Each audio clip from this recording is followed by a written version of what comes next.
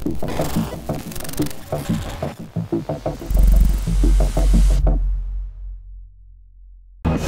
it's Matt Stevenson with Cylance TV. Welcome back. We are at BSides London. It is early June of 2018. Just to give you an idea where we are, the rarest of birds, the twin interview, but stick around because you're going to find out why this is cool, even cooler than it normally would be. Speaking of cool, we have Zoe Rose, all kinds of good stuff going on with you. How are we doing?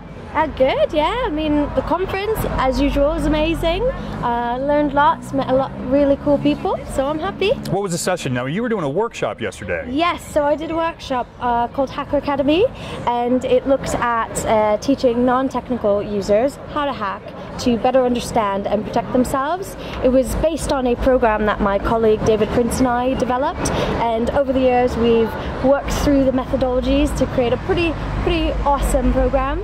And when you say teaching non-technical people how to hack, I could feel Paul bristle at that moment.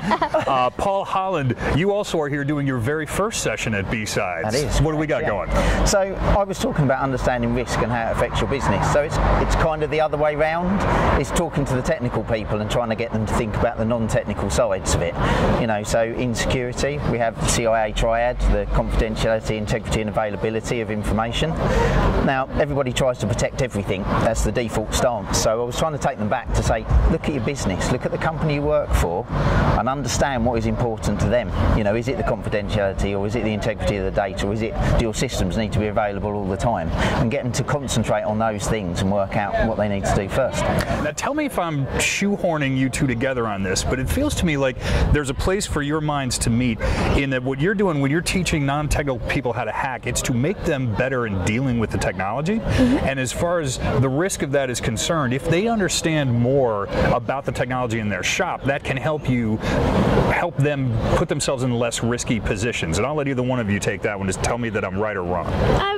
Yeah, I mean, it has to be done properly. Like, I don't just go ahead and teach people how to hack and set them loose on the internet. I teach... Yeah. First practice on your business network and then go after everybody else. Yeah, I mean, I teach them how to hack. I don't teach them how to be a hacker. So I'm not teaching them operational security. I'm not teaching them how to circumvent controls. I'm teaching how to do it ethically with things that you own and tightly controlled lab environments. So we do mitigate some risks there, but we still are quite mindful that we talk to what the legal restrictions are, what you can and cannot do, and I mean they're tightly supervised. But I'll let you take over the risk bit. That's right. So certainly in security, you do need kind of both sides of it. It really helps if you understand the technical side as well as the business side of it. So being able to get both parties together like that and getting them to understand the other pieces that they've not done a lot with really does help.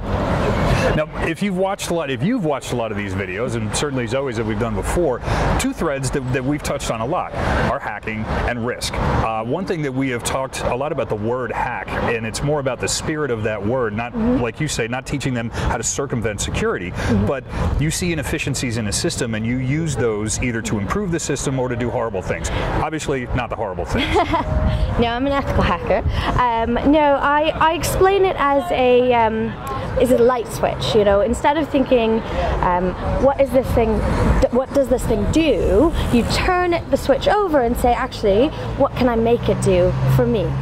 And so it's really a mindset, and some hacking isn't necessarily technical. Think of all of the users that get around password policies using pretty poor passwords, but the controls say that's effective, and it's them finding ways to get the system to work for them. So you don't necessarily have to be highly technical person. It's just a mindset, really. And that's something I think, it's almost like you're hacking the notion of the word hack, and that you're using this to improve people's skills, but they're in their heads like, yeah, she's teaching me how to hack. I'm going to be really attentive for this sort of thing. Yeah, and it's basically, I focus my training around intrinsic motivations. So instead of the carrot and the stick, you know, do something right, you get a carrot, do something wrong, you get punished. It's actually how can I make you want to do it? So it's focusing on being a part of a bigger picture, self-motivated because you're building a mastery, and for a non-technical person, thinking that they're building an actual technical skill, it's really motivating and it actually has more long-term engagement. So it's fun, it has long-term engagement, risks are mitigated in certain ways, some are accepted, but overall it just builds a positive approach to security versus adding on the negativity. Now, Paul, as employees, especially the non-technical ones, but who have equal access to company systems, as they get better and they learn more about technologies, what does that change their risk factor for you? Does it, you're a little more nervous because now they know more what to do, or is the company better protected because they know things that they shouldn't be doing and they understand why? I would say on the whole, that means you're better protected. So your end users are your kind of first and last line of defence. They kind of see everything that's going on, they've got access to it all. They're the ones who can tell you if they see something unusual happening. So you really need them, and the more they understand, the better it is, and the more they can help you.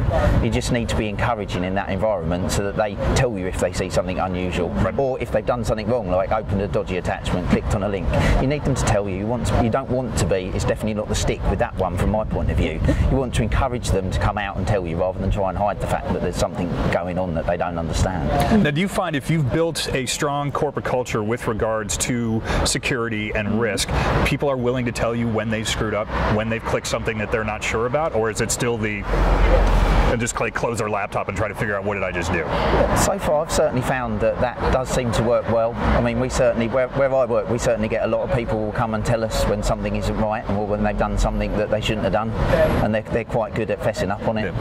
Well, I think when we saw all the slew of ransomware attacks over the last few years, the first thing that pops up is always like, you've got pornography on your machine, which they don't, they've been cryptoed, but that's, do I go tell them that this happened? What do I do? And Zoe, for you, are you finding that people are, once they learn this, when you've taught them some of these hacking skills, that does it decrease their risky behavior because they have a better idea, not just don't do it, but why not to do it and what the farther effects are? Yeah, I mean, when I talk about this subject, I always bring up this statistic that I think it was Intermedia found of 1,000 office workers, of the ones that fell victim to ransomware, 59% paid out of pocket. And the number one reason reported was shame and embarrassment. And so the reason, in my opinion, nothing technical or anything, purely shame and embarrassment. And it's because there's the confusion leads to negativity, which leads to a taboo topic. Nobody wants to talk about it, and they're embarrassed by it. But my awareness training, it's not mine, my and David's awareness training, the reason I've found it effective is because it's identifying the myths, it's demystifying the hackers and understanding what actually is going on and understanding where you need to focus more on this versus that because of XYZ. It's bringing the risk closer to home, so you're understanding from your point of view, why would I do this, why wouldn't I do that, and how can I make it actually more effective, because what I have found is the unknown is absolutely terrifying, but by demystifying that unknown, people are more confident, and so they don't feel embarrassed to ask the questions, and they also don't feel embarrassed to say, actually, you know what, I made a mistake.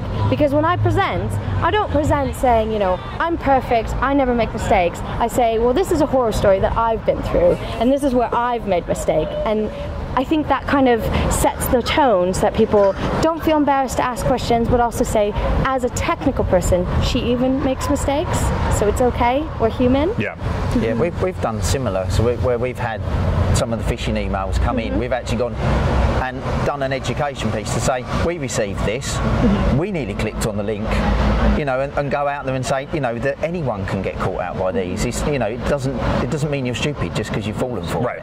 That's when they stand up and they all point at you and they say, that's right, point at me, I did this. There you go. Well, and I love something that you said about bringing the risk closer to home. In your experience working with risk, do you find people understand better when it's closer to them? I mean, not necessarily it's all of their their money involved, but they get it that this is not just the blank company, it's my company. It's my desk, it's my job. Is that an effective communication tool? Yes, I think it is, definitely. That helps, and I always try to put some kind of personal spin on the education piece as well, so that at the very least it relates to their own life, because the decisions they make and the things they're doing, they can happen to them at home as well. So yeah, it definitely helps if you can give them that kind of how it is useful to them, why it's related to them. Now, speaking of education, we did mention that we're at BSides, and you have presented for the first time this week. Yes. Which is part of the reason that we have both of you together today. There is a third that we will credit, but not yet. But you have the mentor-mentee, is it mentee?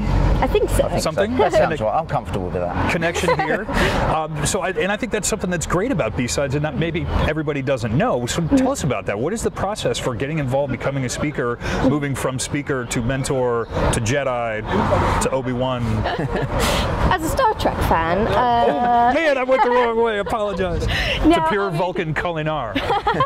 No, it's basically I do a lot of talks. I'm quite comfortable with doing talks. I would never have guessed that. I still get nervous, you know, but there are things I've picked up through my career, through my experience, and I'd like to, you know, pass that on. So I'm actually his step mentor, because to give credit to where it's due, FC was his original mentor, but unfortunately, timing-wise, couldn't make it. So I've picked up the I don't know, stick to assist, and I've just kind of walked Paul through some prior experiences I've had, obviously the horror stories of things that haven't gone so well, as well as certain things to be a bit more mindful of, helping you be more confident, you know, those sort of things, and quick wins as well.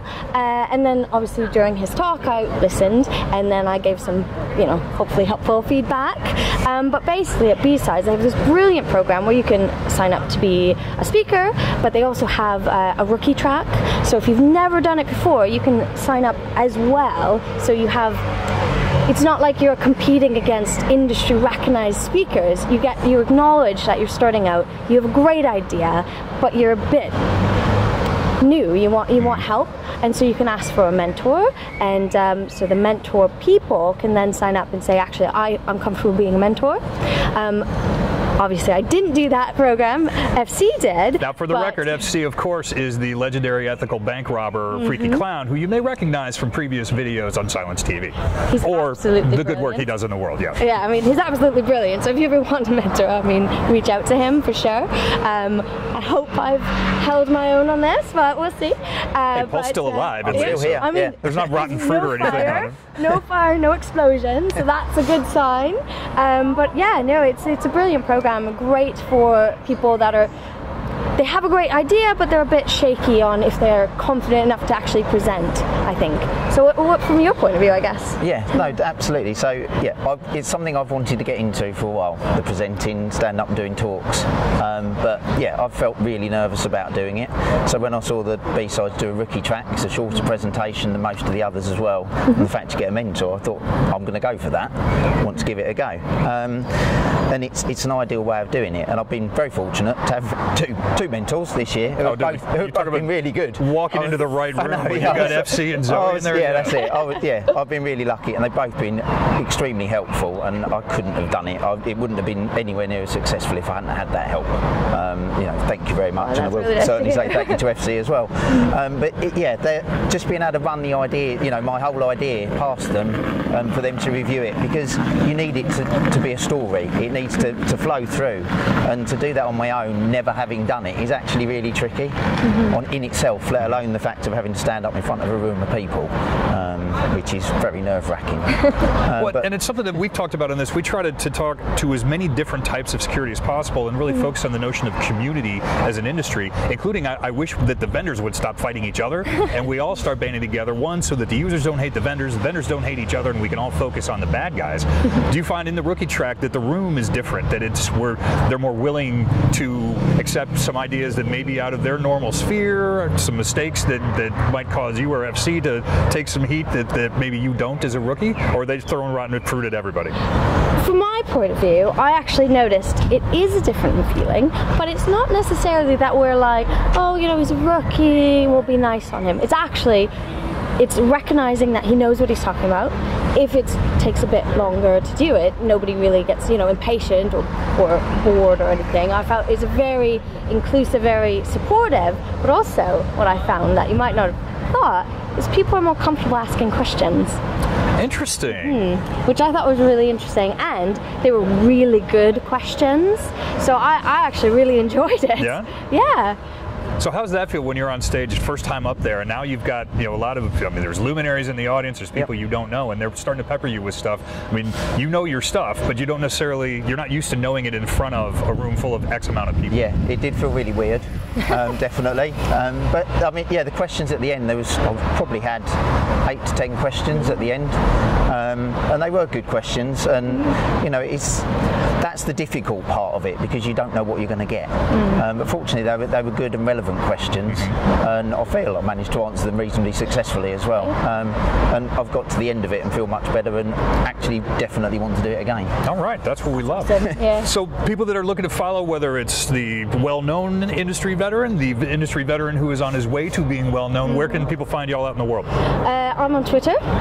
Follow me on 5683monkey, and what else? I have a blog. Okay.